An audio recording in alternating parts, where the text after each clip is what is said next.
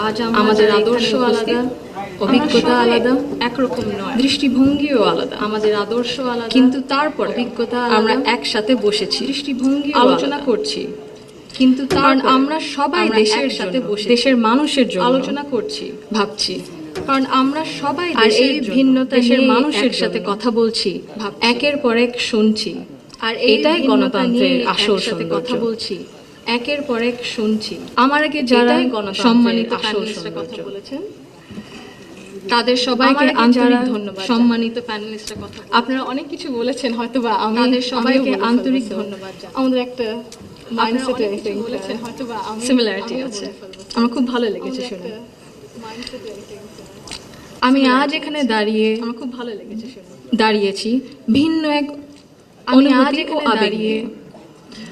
বাংলাদেশে policy level অনুভূতি ও আমার আবেগ প্রথম নিয়ে।